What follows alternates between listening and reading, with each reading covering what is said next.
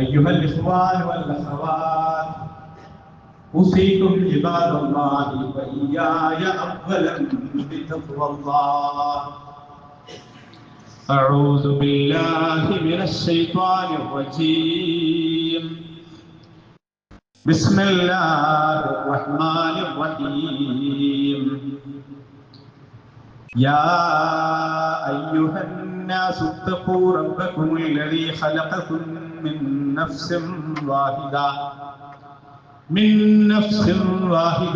وخلق منها زوجها وبث منهما رجالا كثيرا ونساء واتقوا الله الذي تساءلون به والأرحام إن الله كان عليكم رقيبا.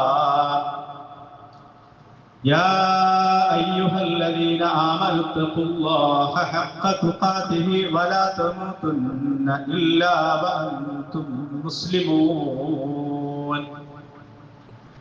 النبي أولى بالمؤمنين من أنفسهم وأزواجه أمهاتهم وأولو الأرحام بعضهم أولى ببعض في كتاب الله من المؤمنين والمهاجرين إلا أن تفعلوه إلى أوليائكم معروفا كان ذلك في الكتاب مسطورا.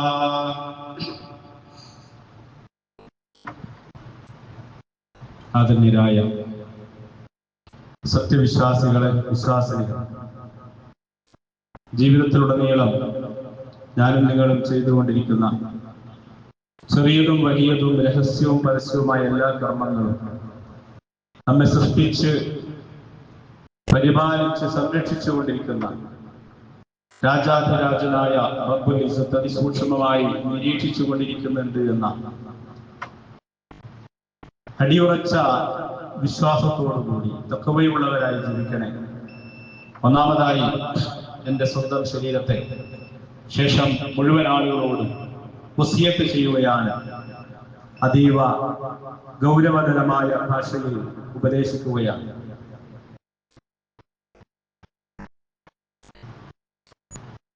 അല്ലാഹു സുബ്ഹാനഹു വ തആല നമുക്ക് അനുഗ്രഹിച്ചു തന്ന ഈ ചെറിയ ജീവിതം, ആ ജീവിതത്തെ ഏറ്റവും മനോഹരമാക്കി തീർക്കാൻ, മരണാനന്തര ജീവിതത്തിൽ സ്വർഗപ്രവേശനത്തിന് അർഹമാക്കി തീർക്കുന്നതിന് വേണ്ടി അല്ലാഹു നിയോഗിച്ച പ്രവാചകനാണ് മുഹമ്മദ് മുസ്തഫ സല്ലല്ലാഹു അലൈഹി വസല്ലം. ഒരു വിശ്വാസിയെ സംബന്ധിച്ചിടത്തോളം ആ പ്രവാചകനെ കൃത്യമായി അറിയേണ്ടത്, അനുധാവനം ചെയ്യേണ്ടത് വ്യക്തിപരമായ ബാധ്യതയിൽപ്പെട്ടതാണ്.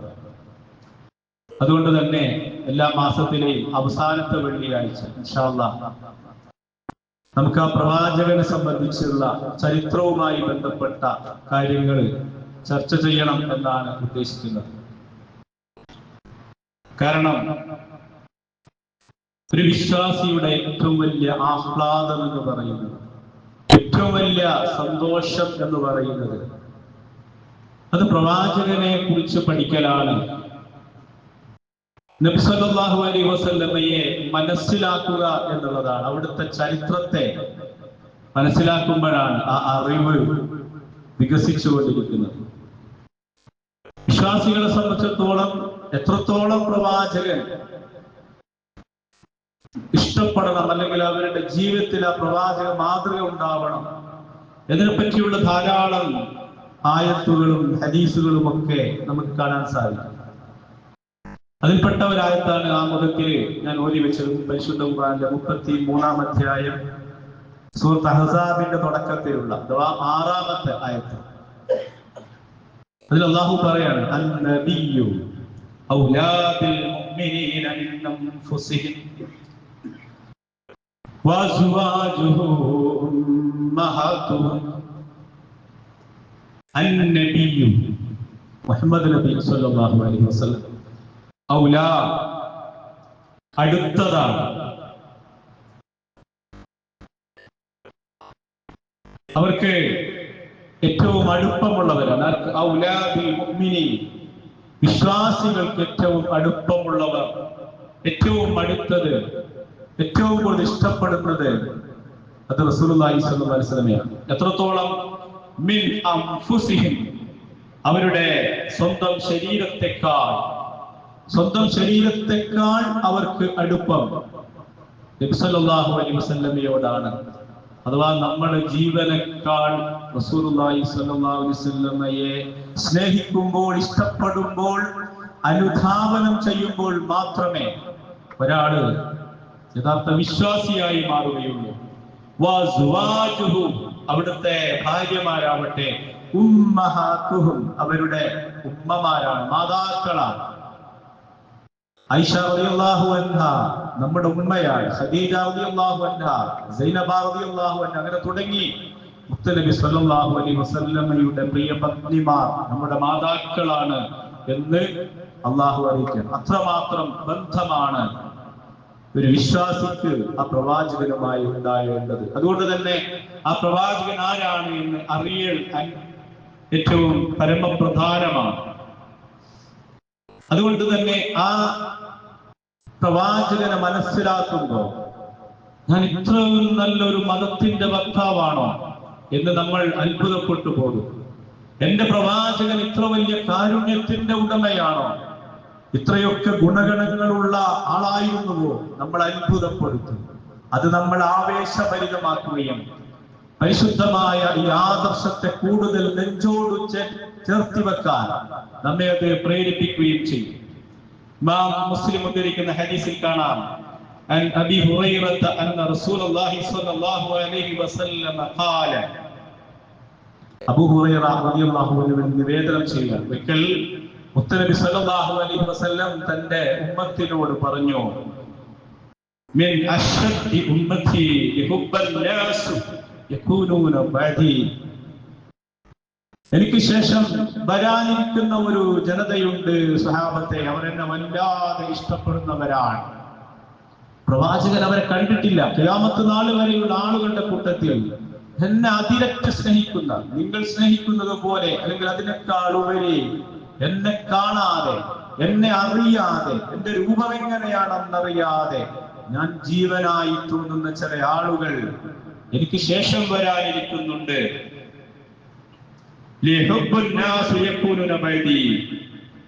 ജനങ്ങളിൽ വെച്ച് ഏറ്റവും എന്നെ ഇഷ്ടപ്പെടുന്നവർ എനിക്ക് ശേഷമുള്ള ആളുകളാണ്.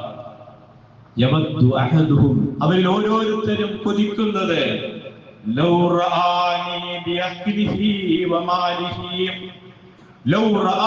എന്നെയൊന്ന് കണ്ടിരുന്നുവെങ്കിൽ, അള്ളാന്റെ റസൂലിനെ എനിക്കൊന്ന് കാണാൻ, ഒരു നോക്ക് കാണാൻ സാധിച്ചിരുന്നുവെങ്കിൽ,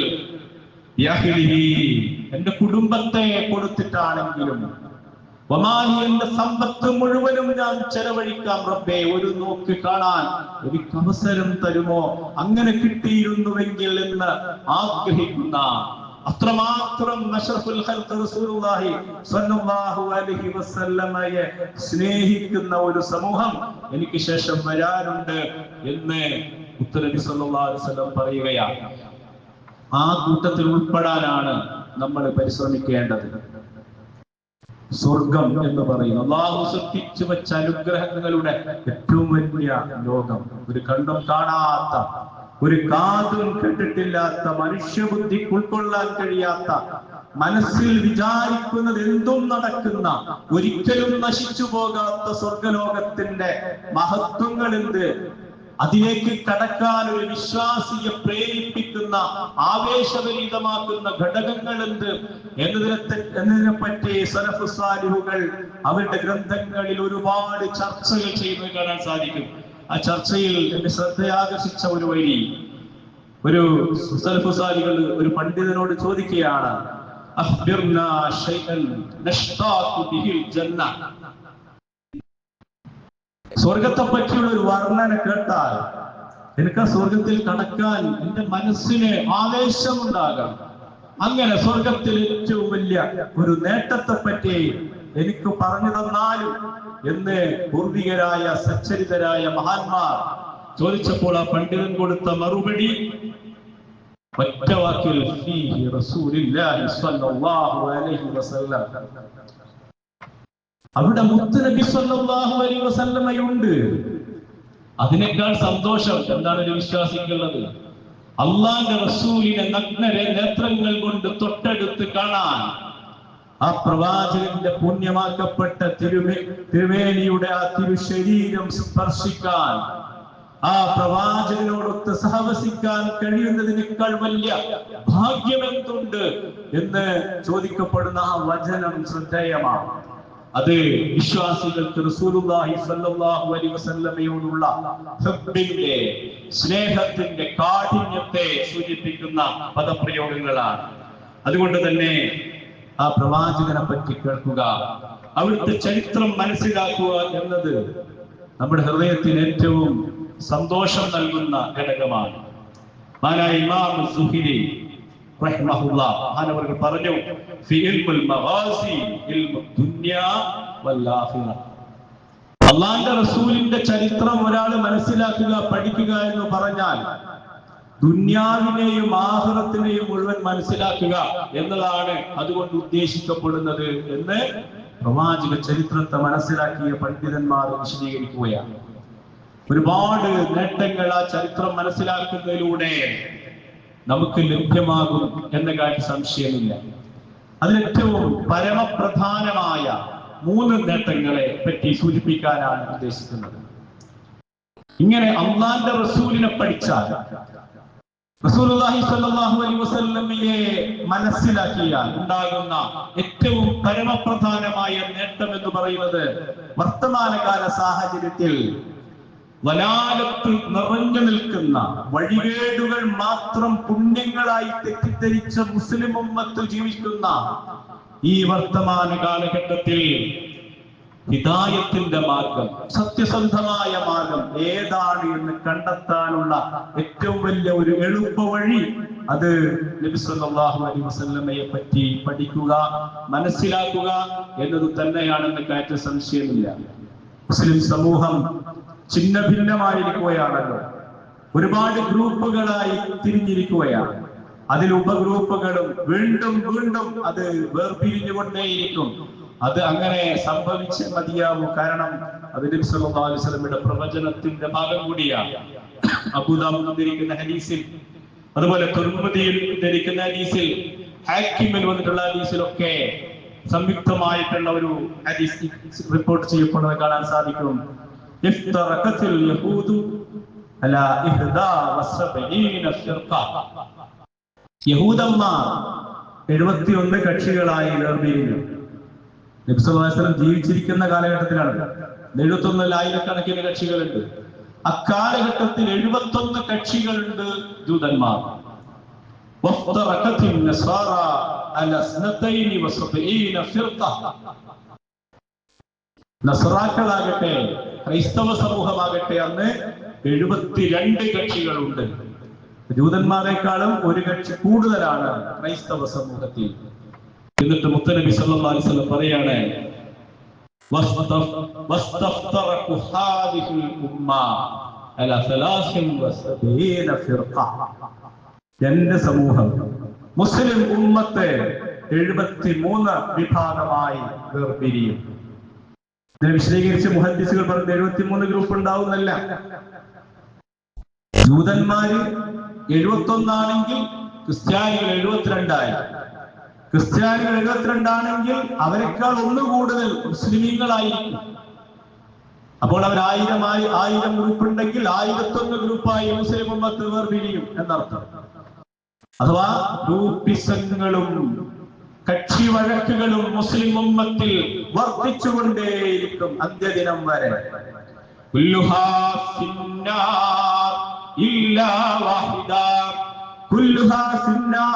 മുസ്ലിങ്ങളിലെ ആ ഗ്രൂപ്പ് മുഴുവനും നരകത്തിലാണ്. ഒറ്റ കക്ഷിയൊഴികെ, ഒരു കക്ഷിയൊഴികെ ബാക്കി മുഴുവനും നരകത്തിലാണ് എന്ന് റസൂൽ സല്ലല്ലാഹു അലൈഹി വസല്ലം പറയുന്നു.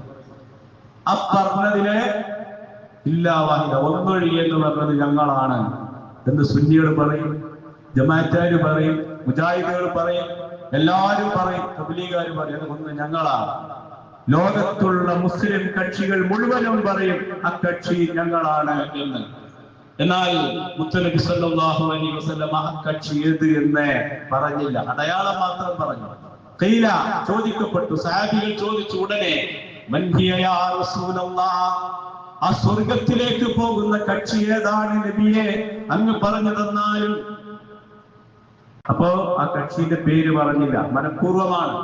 ഒരു പേരെങ്ങാൻ നബി പറഞ്ഞിരുന്നുവെങ്കിൽ എല്ലാ സംഘടനക്കാരും അപ്പേരും ഞങ്ങൾ ആ പേര് റസൂലുള്ള പറഞ്ഞ ഗ്രൂപ്പാണ് എന്ന് അവകാശവാദമില്ല. ഞാൻ പറഞ്ഞു വരുന്നത്, നമ്മുടെ സമൂഹം ഛിന്ന ഭിന്നമായി കിടക്കുകയാണ്, എല്ലാം നരകത്തിലേക്കാണ്. അതിലെ ഒന്നേതാണ് എന്ന് മനസ്സിലാക്കണ്ടേ? അത് മനസ്സിലാക്കണമെങ്കിൽ അഷ്റഫുൽ ഖൽഖ് റസൂലുള്ളാഹി സ്വല്ലല്ലാഹു അലൈഹി വസല്ലമയുടെ ചരിത്രത്തെ നന്നായി പഠിക്കണം, നന്നായി ചിന്തിക്കണം, അപ്പോഴേ മനസ്സിലാവുകയുള്ളൂ. അപ്പോൾ എന്താണ് ആ സ്വർഗത്തിലേക്ക് പോകുന്ന കക്ഷിയുടെ അടയാളം? മുത്തനബി സല്ലല്ലാഹു അലൈഹി വസല്ലം മറുപടി പറഞ്ഞു, മൻ കാന അലാ മിസ്ലി മാ അലൈഹി വസ്ഹബി, ഞാനും എന്റെ സ്വഹാബത്തും ഏതൊന്നിലാണോ ആ കക്ഷി. റസൂലുള്ളാഹി സ്വല്ലല്ലാഹു അലൈഹി വസല്ലം ജീവിച്ചിരിക്കുന്ന കാലഘട്ടത്തിൽ അവിടുത്തെ വിശ്വാസം എന്താണോ, അക്കാലഘട്ടത്തിലെ സ്വഹാബികളുടെ വിശ്വാസം എന്താണോ, അതേ വിശ്വാസം മുറുകെ പിടിക്കുന്നവരെ ആരോ അവരാണ് ആ കക്ഷി. അവരുടെ ആചാരാനുഷ്ഠാനങ്ങൾ എന്തൊക്കെയുണ്ടോ അതൊക്കെ പിന്തുടരുന്നവർ, അത് അതേ രൂപത്തിൽ മാറ്റിമറിക്കാതെ കൂട്ടാതെ കുറയ്ക്കാതെ അനുധാവനം ചെയ്യുന്നവർ എന്നാണ് റസൂൽ സല്ലല്ലാഹു അലൈഹി വസല്ലം നമുക്ക് മറുപടി നൽകുന്നത്. ഇന്ന ഗ്രൂപ്പ് എന്ന് പറഞ്ഞില്ല.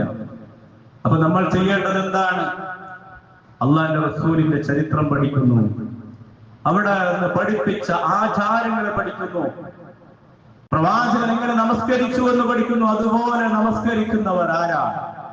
പ്രവാചകന്റെ കാലഘട്ടത്തിൽ ഉണ്ടായ ദീനീപരമായ ആചാരങ്ങൾ, ആഘോഷങ്ങൾ, അനുഷ്ഠാനങ്ങൾ എന്തൊക്കെ, അതിനെ അതേപോലെ കൂട്ടാതെ കുറയ്ക്കാതെ അനുധാവനം ചെയ്യുന്ന കക്ഷി ഏതാ? വളരെ എളുപ്പമാണ്. അപ്പോ അത് പഠിച്ചാലേ അത് മനസ്സിലാവുകയുള്ളൂ. അവിടെയാണ് ആ പഠനത്തിന്റെ പ്രാധാന്യം നമുക്ക് ബോധ്യപ്പെടുന്നത്. അപ്പോൾ പ്രവാചകന്റെ സുന്നത്തിനോട് യോജിക്കുന്നതെല്ലാം ആ പറഞ്ഞ അള്ളാഹുവിന്റെ പ്രവാചകൻ പറഞ്ഞ രക്ഷപ്പെടുന്ന സ്വർഗത്തിലേക്കുള്ള കക്ഷി. അതിനോട് യോജിക്കാത്ത ശിർക്കുകളും ബിദ്അത്തുകളും എന്തൊക്കെ മതത്തിൽ കടത്തിക്കൂട്ടി ഇതൊക്കെ പുണ്യകരമാണെന്ന് ആര് പറയുന്നുവോ അതൊക്കെയും നരകത്തിലേക്കുള്ള വഴി എന്ന് കൃത്യമായി മനസ്സിലാക്കാൻ അള്ളാഹുവിന്റെ റസൂലിന്റെ സ്വല്ലല്ലാഹു അലൈഹി വസല്ലം അവിടുത്തെ ചരിത്രത്തെ പറ്റിയുള്ള പഠനം നമ്മെ അതിന് പര്യാപ്തമാക്കും. അള്ളാഹുവിന്റെ റസൂൽ സ്വല്ലല്ലാഹു അലൈഹി വസല്ലം അവസാനമായി കൊടുത്ത വസിയത്തുകളിൽ ഒന്ന് ഉസീക്കും ബിത്തഖ്വല്ലാഹ്, ഞാൻ നിങ്ങൾക്ക് വസിയത്ത് ചെയ്യുകയാണ്, നിങ്ങളെ ഉപദേശിക്കുകയാണ് അള്ളാഹുവിനെ സൂക്ഷിക്കണമെന്ന്.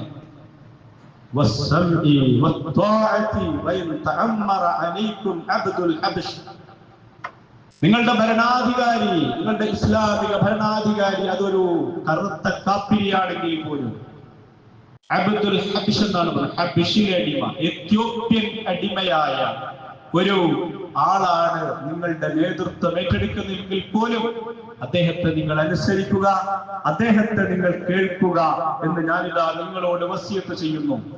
فإنه من يعش منكم بعدي فسيرى اختلافا كثيرا. فإنه അപ്പോൾ തീർച്ചയായും മൻ യഇഷ് വല്ലവരും ജീവിക്കുന്നുവെങ്കിൽ മിൻകും ബഅദി എനിക്ക് ശേഷം നിങ്ങളിൽ നിന്ന് ആരെങ്കിലും ജീവിച്ചാൽ ഫസയറ അപ്പോൾ നിനക്ക് കാണാം ഇഖ്തിലാഫൻ കസീറ ധാരാളം വൈരുദ്ധ്യങ്ങളെ. ഇത് പിൽക്കാലത്ത് വരുന്ന ആളുകളെ കുറിച്ചല്ല, സ്വഹാബികളോട് പറയാം. മുത്തുനബി സല്ലല്ലാഹു അലൈഹി വസല്ലം വഫാത്തായി ജീവിക്കാൻ തുടങ്ങിയാൽ സുന്നത്താണെന്ന് പറഞ്ഞുകൊണ്ട് ഞാൻ പഠിപ്പിക്കാത്തത് എടുക്കുന്നവരെ നിങ്ങൾക്ക് കാണാമെന്ന്, സഹാബികളോട് നേരിൽ കാണാം എന്ന് പറയുന്നത് പ്രവാചകനാണ് സല്ലല്ലാഹു അലൈഹി വസല്ലം. അത് അവർ കണ്ടു. കൂബ പള്ളിയിലുണ്ടായ ദിക്ർ ഹൽക്കയെ പറ്റി നമുക്കറിയാം, അതിനെപ്പറ്റി ഇബ്നു മസ്ഊദ് റളിയല്ലാഹു അൻഹു പ്രതികരിക്കുന്നത് നമുക്കറിയാം. അള്ളാഹുവിന്റെ റസൂൽ വഫാത്തായിട്ട് അവിടുത്തെ ഷർട്ടുകൾ വിരുമ്പിപ്പോയിട്ടില്ല, അവിടുന്ന് ഉപയോഗിച്ച പാത്രങ്ങൾ പൊട്ടിപ്പോയിട്ടില്ല. അതിനു മുമ്പ് നിങ്ങൾ ബിദ്അത്ത് ചെയ്യുകയാണോ, വലാലത്ത് കാണിക്കുകയാണോ? എന്താ അവര് ചെയ്തത്? അവർ കൂടിയിരിക്കും. എന്നിട്ട് 100 പ്രാവശ്യം സുബ്ഹാനല്ലാഹ് എന്ന് പറയും. 100 പ്രാവശ്യം ഇപ്പൊ ഒരു കല്ലെടുത്ത് മാറ്റി വെക്കും. 100 പ്രാവശ്യം അൽഹംദുലില്ലാഹ് എന്ന് പറയും. അപ്പൊ ഒരു കല്ല് വീണ്ടും എടുത്ത് മാറ്റും. പിന്നെ 100 പ്രാവശ്യം അല്ലാഹു അക്ബർ എന്ന് പറയും. ഒരു കല്ല് എടുത്ത് മാറ്റും. ഇന്നത്തെ കാലത്ത് ചിന്തിച്ചു നോക്കിയാൽ അതിലെന്താ തെറ്റ്? നബി പഠിപ്പിച്ച ദിക്റല്ലേ? അത് 100 പ്രാവശ്യം ചൊല്ലിയ അത്രയും പ്രതിഫലം കിട്ടില്ലേ? പക്ഷെ അങ്ങനെ ഒരു രീതി കൊണ്ടുവന്നുകയും അതിനൊരു കല്ലെടുത്ത് മാറ്റി വെക്കുകയും അങ്ങനെ ഒരു ചര്യ അള്ളാന്റെ റസൂല് പഠിപ്പിച്ചിട്ടില്ല. ആ പഠിപ്പിക്കാത്ത ചര്യ നിങ്ങൾ കൊണ്ടുവന്ന മതത്തിൽ ബിദ്അത്ത് ഉണ്ടാക്കുകയാണോ? കാരണം കുല്ലു ബിദ്അത്തിൻ ദലാല വ കുല്ലു ദലാലത്തിൻ ഫിന്നാർ. ബിദ്അത്ത് മുഴുവനും വഴികേടാണ്, വഴികേട് മുഴുവനും നരകത്തിലേക്കാണ്. അതിനു മുമ്പ് നിങ്ങൾ ഇത് ചെയ്യുകയാണോ? ഈ കുബ്ബ പള്ളി തന്നെ ഞാൻ പൊളിച്ചു മാറ്റും എന്ന് ആക്രോശിക്കുന്ന സഹാബത്തിനെ നമ്മൾ കാണുന്നുവെങ്കിൽ അതാണ് പ്രവാചകൻ പറഞ്ഞതിന്റെ ആ ചുരുക്കം. നിങ്ങൾ എനിക്ക് ശേഷം ധാരാളം വൈരുദ്ധ്യങ്ങൾ, അഭിപ്രായ ഭിന്നതകൾ നിങ്ങൾ കാണുക തന്നെ ചെയ്യും. അപ്പൊ തന്നെ കാണും. ഇപ്പോഴത്തെ കാലത്ത് പറയാനുണ്ടോ? ഖിയാമത്ത് നാൾ വരെ പല വ്യത്യസ്ത അഭിപ്രായങ്ങളും കാടുകയറിയ ചിന്തകളും നിങ്ങളിൽ പൊട്ടിമുളക്കുക തന്നെ ചെയ്യും. ഫഅലൈക്കും ബിസുന്നതി വസുന്നത്തിൽ ഖുലഫാഇർ റാഷിദീൻ മഹ്ദിയീൻ. ആ സമയത്ത് വിശ്വാസികൾ എന്ത് ചെയ്യണം? എന്റെ സുന്നത്തിനെ നിങ്ങൾ മുറുകെ പിടിക്കുക. നിർത്തിയില്ല. ഖുലഫാഉർ റാഷിദുകളുടെ സുന്നത്തിനെ നിങ്ങൾ മുറുകെ പിടിക്കുക. എന്നുവെച്ചാൽ നബിയുടെ സുന്നത്തല്ലാത്തത് എന്തെങ്കിലും ഖുലഫാഉർ റാഷിദുൽ കൊണ്ടുവന്നതാണോ? അല്ല. അവർ പിൻപറ്റിയത് അല്ലാഹുവിന്റെ റസൂലിന്റെ മാതൃകയാണ്. അതേപോലെ അനുധാവനം ചെയ്തവരാണ്. ആരാണ് ഖുലഫാഉർ റാഷിദുകൾ? മുത്തനബി സല്ലല്ലാഹു അലൈഹി വസല്ലമക്ക് ശേഷം ഇസ്ലാമിന്റെ ഭരണം നടത്തിയ, മതപരവും ഭൗതികപരവുമായ ഭരണത്തിന് നേതൃത്വം നൽകിയ മഹാന്മാരായ 4 ഖലീഫമാരും അവരുടെ ഭരണ കാലഘട്ടത്തിലാണ് ഖിലാഫത്തുർ റാഷിദ എന്ന് പറയുന്നത്. ആ ഭരണാധികാരികളെയാണ് ഖുലഫാഉർ റാഷിദൂൻ എന്നറിയപ്പെടുന്നത്. അത് സ്വർഗം കൊണ്ട് സന്തോഷവാർത്ത അറിയിക്കപ്പെട്ട 4 സഹാബികളാണ്. നമുക്കറിയാം, മഹാനായ അബൂബക്കർ സിദ്ദീഖ് റളിയല്ലാഹു അൻഹു, ഉമർ ഇബ്നുൽ ഖത്താബ് റളിയല്ലാഹു അൻഹു, ഉസ്മാൻ ഇബ്നു അഫ്ഫാൻ റളിയല്ലാഹു അൻഹു, അലി ഇബ്നു അബീ ത്വാലിബ് റളിയല്ലാഹു അൻഹു. ഇവരുടെ സുന്നത്തിനെ, ഇവരുടെ ചര്യയെ നിങ്ങൾ മുറുകെ പിടിക്കണം. നിർത്തിയില്ല. തമസ്സകു ബിഹാ വഅഉ അലൈഹാ ബിന്നവാജിദ്. തമസ്സകു ബിഹാ, അതിനെ നിങ്ങൾ കടിച്ചു പിടിക്കണം. വഅഉ അലൈഹാ ബിന്നവാജിദ്, ആ അണപ്പല്ലുകൾ കൊണ്ട് ആ സുന്നത്തുകളെ നിങ്ങൾ കടിച്ചു പിടിക്കുക, അങ്ങനെ മുറുകെ പിടിക്കുക എന്ന് നബി സല്ലല്ലാഹു അലൈഹി വസല്ലം തന്റെ സുന്നത്തിനെയും ഖുലഫാഉർ റാഷിദുകളുടെ സുന്നത്തിനെയും അങ്ങനെ മുറുകെ പിടിക്കുക എന്ന് പറയുക. ഒരു നിലക്കും പിടുത്തം കിട്ടൂല എന്ന് തോന്നുമ്പോഴാണ് മനുഷ്യൻ പല്ലുകൊണ്ട് കടിക്കാൻ ശ്രമിക്കുന്നത്. അങ്ങനെ ആ സുന്നത്തിനോട് അതിശക്തമായ രൂപത്തിൽ അതെടുക്കുന്നതിന് വേണ്ടി ആ സുന്നത്തുകൾ എടുക്കാൻ, പ്രചരിപ്പിക്കാൻ തന്റെ ജീവിതത്തെ മാറ്റിവെക്കണം എന്ന ഉപദേശമാണ് നൽകുന്നത്. ഇപ്പൊ വഴികേടുകളും അധാർമികതകളും അരങ്ങ് തകർക്കുന്ന വർത്തമാന കാലത്തിൽ മഹാനായ റസൂലുള്ളാഹി സ്വല്ലല്ലാഹു അലൈഹി വസല്ലമയുടെ ചരിത്രം മനസ്സിലാക്കുക എന്നുള്ളത് ഏറ്റവും വളരെ അനിവാര്യമായ സംഗതിയാണ്. അള്ളാഹുവിന്റെ റസൂൽ സ്വല്ലല്ലാഹു അലൈഹി വസല്ലം എന്താണോ ശിർക്കായി പഠിപ്പിച്ചത്, അത് ഇന്നത്തെ ജനങ്ങൾ തൗഹീദായി പഠിപ്പിച്ചുകൊണ്ടിരിക്കുന്ന വൈരുദ്ധ്യാധിഷ്ഠിത കാലഘട്ടമാണ്. അല്ലെ, അള്ളാഹുവിനോട് മാത്രം പ്രാർത്ഥിക്കണം എന്നതാണ് ഇസ്ലാം പഠിപ്പിക്കുന്നത്. അതാണ് തൗഹീദ്. ഖുർആൻ അതാണ് നമ്മുടെ മുമ്പാകെ വെക്കുന്നത്. എന്നാൽ നമ്മുടെ ചില സഹോദരങ്ങൾ പറയുന്നു അള്ളാഹുവിനോട് മാത്രം പ്രാർത്ഥിക്കണം എന്നത് ഇബ്ലീസിന്റെ പ്രമേയമാണത്രേ. ഇബ്ലീസിന്റെ മുദ്രാവാക്യമാണ്. നബി പറഞ്ഞത് എല്ലാവരോടും ദുആ ചെയ്യാനാണ്, അല്ലെ, എല്ലാവരും ആരാധിക്കാനാണ് റസൂലുള്ളാഹി പറഞ്ഞത്. അപ്പൊ ഇബ്ലീസ് പറഞ്ഞു പോരാ, അള്ളാഹിനോട് മാത്രമേ പറ്റൂ എന്ന് പറഞ്ഞുവെന്ന് വിരുദ്ധമായി പഠിപ്പിക്കപ്പെടുകയാണ്. അതുപോലെ നബി സല്ലല്ലാഹു അലൈഹി വസല്ലം ശക്തമായി വിരോധിച്ചല്ലോ ഖബർ കെട്ടിപ്പൊക്കുക, അതുമ്മലിരിക്കുക, കുമ്മായമിടുക. നഹാ റസൂലുള്ളാഹി സ്വല്ലല്ലാഹു അലൈഹി വസല്ലം അൻ യുജസ്സസൽ ഖബ്റ വഅൻ യുഖഅദ അലൈഹി വഅൻ യുബ്ന അലൈഹി വ്യക്തമായി പഠിപ്പിച്ചു. എന്നാൽ ഇന്ന് സമൂഹം എന്താ ചെയ്യുന്നത്? ഖബർ കെട്ടിപ്പൊക്കുകയാണ്. അള്ളാഹുവിന്റെ റസൂൽ സല്ലല്ലാഹു അലൈഹി വസല്ലം വഫാത്താകുന്നതിന്റെ തൊട്ടുമുമ്പ് നടത്തിയ ഉപദേശങ്ങളിൽ പെട്ടതാണ്. അവിടുന്ന് ലഅനത്ത് ചെയ്തു, ശപിച്ചു. ആരെ? ജൂത ക്രൈസ്തവർ. അതിന് കാരണം പറഞ്ഞത് ഖാതലല്ലാഹു യഹൂദി വൻ നസാറ ഇത്തഖലൂ ഖുബൂറ അംബിയാഇഹിം മസാജിദ. ഖാതലല്ലാഹ്, അല്ലാഹു ശപിക്കട്ടെ, യഹൂദി വൻ നസാറ, യഹൂദരെയും നസറാക്കളെയും. എന്താണ് അവർ ചെയ്ത തെറ്റ്?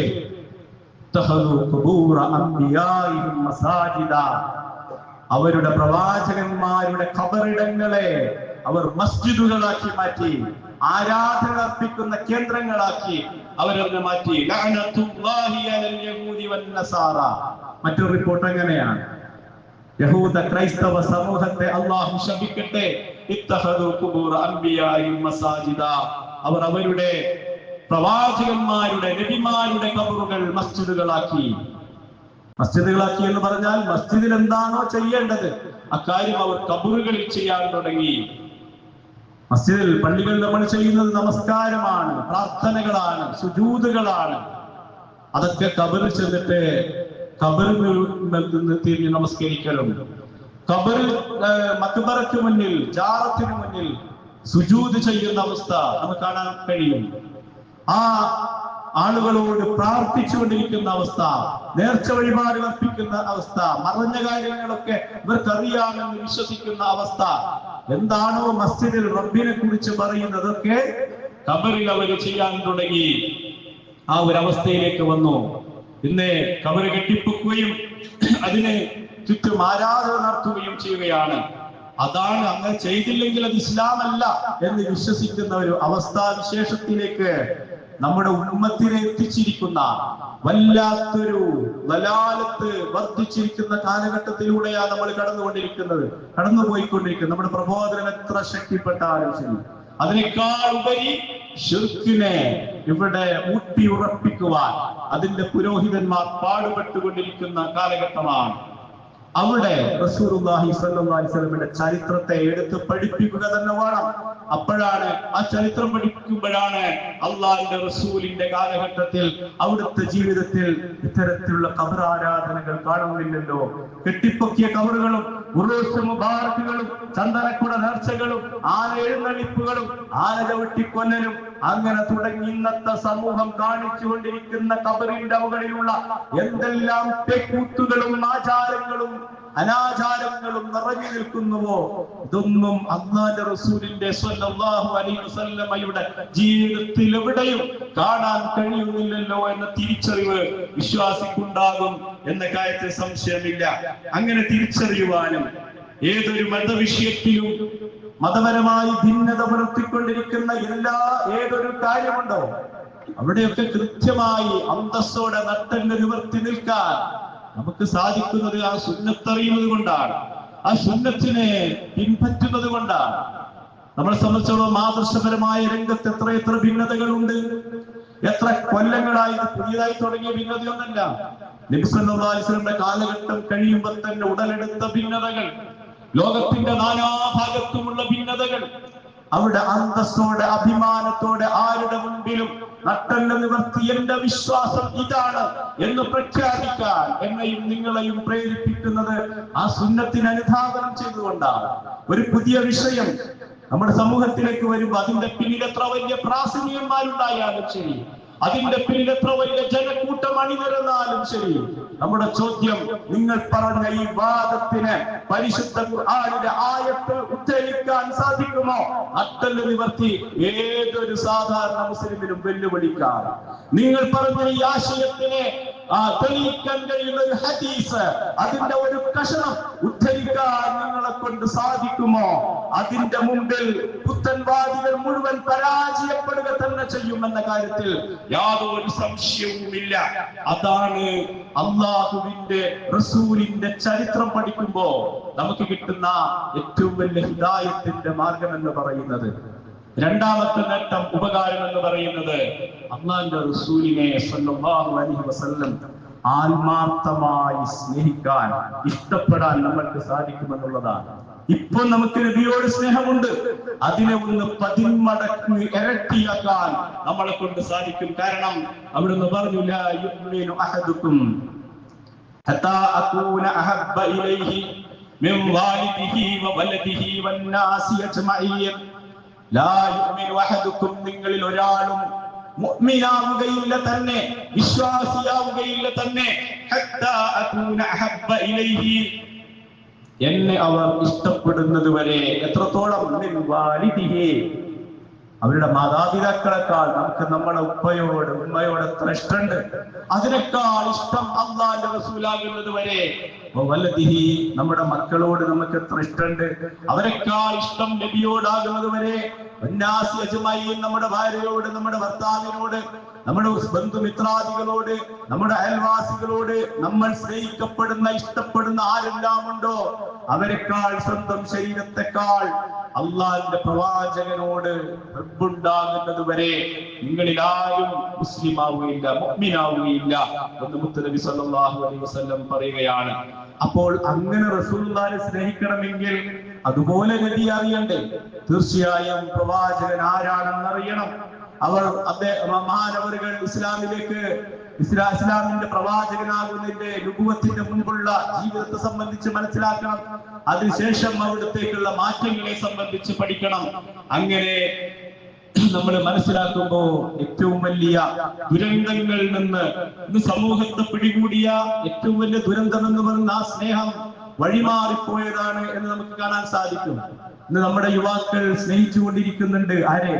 ക്രിക്കറ്റ് കളിക്കാരെ, ഫുട്ബോൾ കളിക്കാരെ, സിനിമാ നടന്മാരെ, പലതരത്തിലുമുള്ള അറിയപ്പെടുന്ന ആളുകളെ, സെലിബ്രിറ്റികളെ. പക്ഷെ അവരുടെ ജീവിതം എടുത്ത് പരിശോധിച്ചാൽ ചിലപ്പോൾ മദ്യമയക്കുമരുന്നിന് അടിമകളായിരിക്കാം, മദ്യപാനികളായിരിക്കാം, സമൂഹത്തിൽ ഒട്ടനവധി തെമ്മാടിത്തങ്ങൾ, വൃത്തികേടുകൾ ചെയ്യുന്നവരായിരിക്കാം. അവരെയാണ് ഫോളോ ചെയ്തുകൊണ്ടിരിക്കുന്നത്. കാരണം അവരെ കുറിച്ചറിയാം, അവരുടെ ഏതോ ഒരു നല്ല വശത്തെ പറ്റി അവർക്കറിയാം, അതിനവർ ആകൃഷ്ടരാണ്. അതുകൊണ്ട് അവരോട് ഐക്യദാർഢ്യം പ്രഖ്യാപിക്കുകയാണ്. എന്നാൽ അവരെങ്ങാൻ റസൂലുള്ളാഹിനെ അറിഞ്ഞിരുന്നുവെങ്കിൽ, മുത്തുനബി സല്ലല്ലാഹു അലൈഹി വസല്ലം ജീവിതത്തിൽ ഉണ്ടാക്കിയ പരിവർത്തനങ്ങളെ പറ്റി, ആ സമൂഹത്തിൽ ഉണ്ടാക്കിയിട്ടുള്ള പരിഷ്കരണങ്ങളെ സംബന്ധിച്ച്, പ്രവാചകന്റെ അധ്യാപനത്തിലൂടെ ലോകത്തുണ്ടായ വിപ്ലവകരമായ മാറ്റങ്ങളെ സംബന്ധിച്ചെങ്ങാൻ കൃത്യമായി ആ യുവാക്കൾ പുതുതലമുറ അറിഞ്ഞിരുന്നുവെങ്കിൽ, അവരുടെ മോഡലുകളായി, മാതൃകാ പുരുഷന്മാരായി മഹാനായ പ്രവാചകൻ സല്ലല്ലാഹു അലൈഹി വസല്ലം മാറുമായിരുന്നു. കാരണം ധൈര്യത്തിന്റെ, സ്നേഹത്തിന്റെ, എല്ലാവിധ നന്മകളുടെയും ഉത്തമ കേന്ദ്രമായി, മകുടോദാഹരണമായി റസൂലുള്ളാഹി സ്വല്ലല്ലാഹു അലൈഹി വസല്ലമയെ മനസ്സിലാക്കുവാൻ സാധിക്കും. അങ്ങനെ സാധിക്കുന്ന ഒരവസ്ഥയിലേക്ക് വരാൻ തീർച്ചയായും പ്രവാചകനെ പറ്റിയുള്ള അറിവുകൾ, പഠനങ്ങൾ നമുക്ക് ഉപകരിക്കും. അപ്രകാരം മുത്തുനബി സല്ലല്ലാഹു അലൈഹി വസല്ലമയെ മനസ്സിലാക്കുന്ന യഥാർത്ഥ വിശ്വാസികൾ അല്ലാഹു നമ്മെ ഉൾപ്പെടുത്തി അനുഗ്രഹിക്കുമാറാവട്ടെ.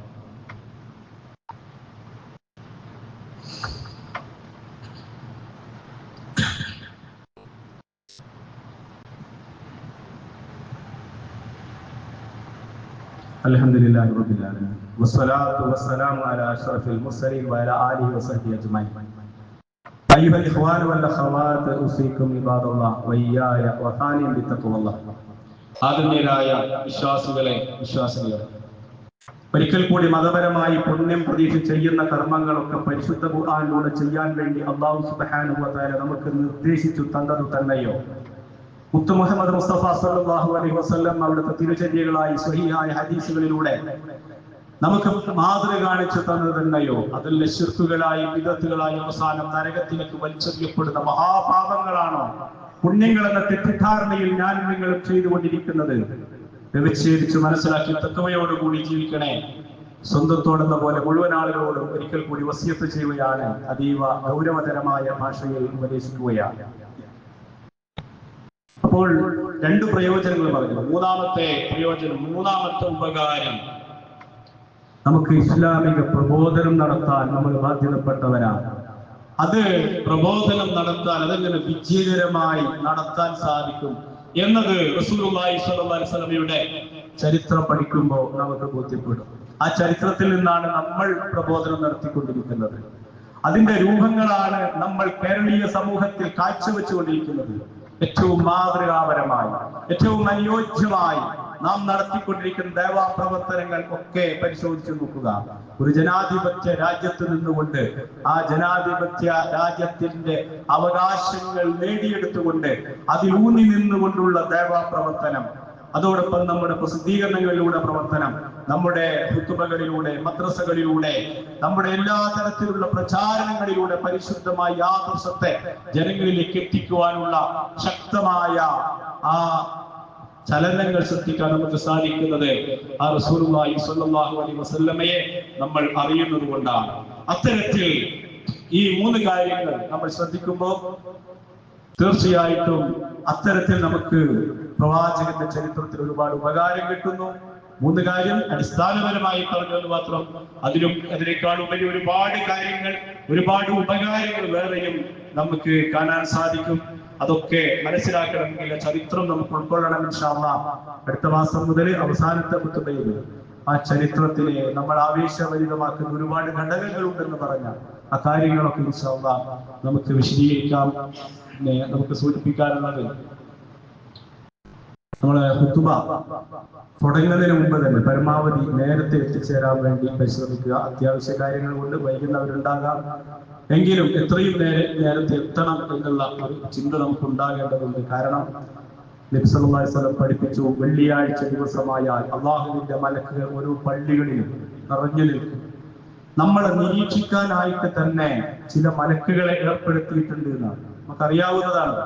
ഏറ്റവും നേരത്തെ വരുന്ന ആൾക്ക് ഒരു ഒട്ടകം ദാനം ചെയ്ത പ്രതിഫലം, രണ്ടാമത് വരുന്നവന് ഒരു പശുവിനെ, മൂന്നാമത് വരുന്നതിന് ഒരാടിനെ എന്നൊക്കെ നബി സല്ലല്ലാഹു അലൈഹി വസല്ലം പഠിപ്പിക്കപ്പെട്ടിട്ടുണ്ട്. ആ പ്രതിഫലം കിട്ടാൻ വേണ്ടി മഹാന്മാരായ സഹാബാക്കൾ സുബ്ഹി നമസ്കാരം കഴിഞ്ഞ് വീട്ടിലേക്ക് പോയി ഉടനെ തന്നെ തിരിച്ചു വരുമായിരുന്നു.